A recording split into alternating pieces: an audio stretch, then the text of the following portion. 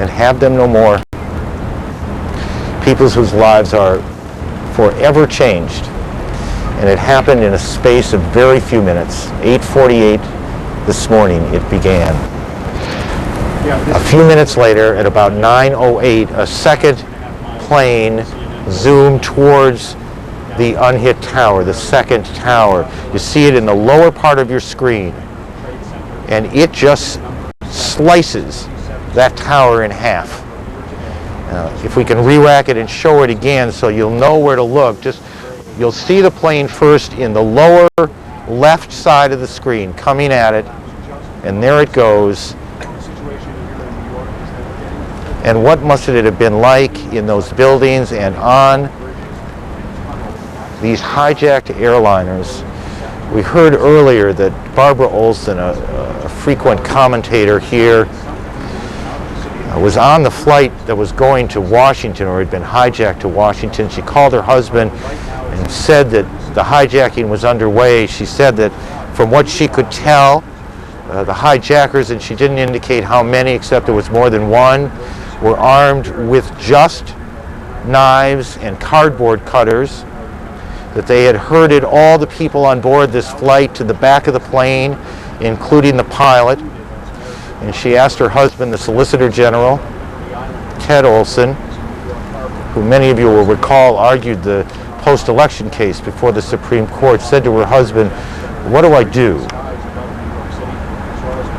And shortly after that, that plane with Ms. Olson and many more crashed at the Pentagon.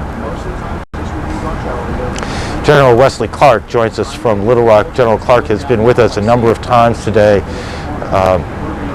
General, I wonder if you will weigh in for a second on this debate or this discussion that has been going on for most of the afternoon here, which is, have we misapplied in some ways intelligence resources, that we have become so infatuated with what we can do with machines and high tech that we have inappropriately, I guess, spent less money, less time, less effort on the down and dirty human intelligence?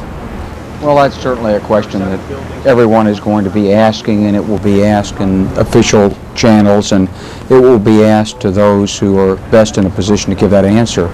My experience with it has been that I've heard this charge now for some 25 years in the intelligence business, and we have put emphasis into not only technical intelligence but human intelligence. But you know, it's very hard to get the kind of specific intelligence that would prevent something like this.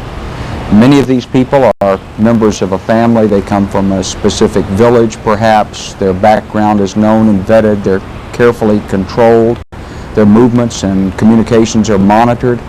And it's difficult, no doubt, for any intelligence organization, no matter how well it's resourced and how courageous its members, to penetrate an organization like that and give us information. Intelligence is always characterized by a failure to know what you don't know. And I'm sure that we'll make improvements. There are always more things that can be done in the aftermath of something like this. But if there's one single message that comes through to me here, and I think will come through to many others, it's that it's not enough simply to put up the best defenses against terrorism, but that more active measures are no doubt called for, particularly in this case. When you say more active measures, you're talking about proactive? That's right. Preemptive measures. We've known a number of these groups have for a long time said they declared war on the United States.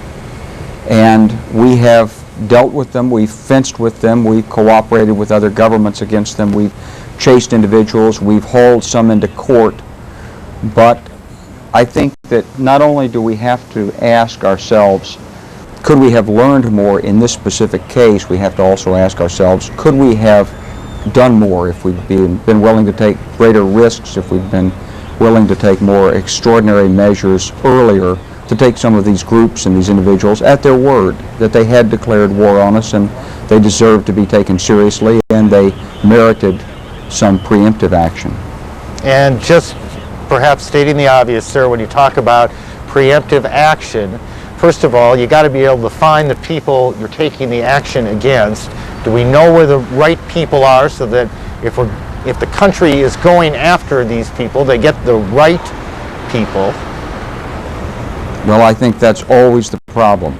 And there will always be a certain degree of uncertainty, and there'll be a certain degree of concern about this. The best way to handle any international terrorist organization is to arrest its leaders, present the evidence, and have them tried in a court of law. And that certainly is the way anyone would prefer to deal with this. But perhaps in some cases it's not possible to do that, or it's not possible to do that quick enough. We'll have to ask those questions in the aftermath. It's not simply about intelligence, it's also about acting on intelligence. I mean, ultimately, sir, this is not simply a military or an intelligence question. This is a core political question. It really has to do with how we see ourselves in a country, whether we are willing to take the risks that some innocents may perish because of what we as a country do, and that's a political question for the country to deal with. It's a profound political question, and I think it's also a question for the international community, because an event like this is a real cry for alarm and recognition in the international community. A tragedy like this can happen here, it can happen anywhere, and international terrorism is too dangerous and too ambiguous and too difficult for any single nation to handle by itself. We need strong, reliable support from friends and allies around the world, and I'm sure we'll be asking for it. And clearly one of the things that ought to come from this is not only better U.S. intelligence, it's better sharing of information, pooling of information with our partners in all corners of the globe. General Clark, thanks again for joining us, as you have a number of other times today, and I suspect you will again before the day is out. General Wesley Clark in Little Rock, Arkansas today. Thank you, sir. Judy? Aaron, we want to tell our viewers, first of all, that we have just been handed a report from CNN reporter Patty Davis that all international flights have now arrived or will be arriving shortly. Those are flights coming into the United States or Canada. Those are flights that presumably had left their destination hours and hours ago, but they have arrived safely, or they are expected to shortly. We'll continue to bring you updates on air travel as we get them. And I've just been told that President Bush will address the nation tonight at 9 o'clock Eastern Time.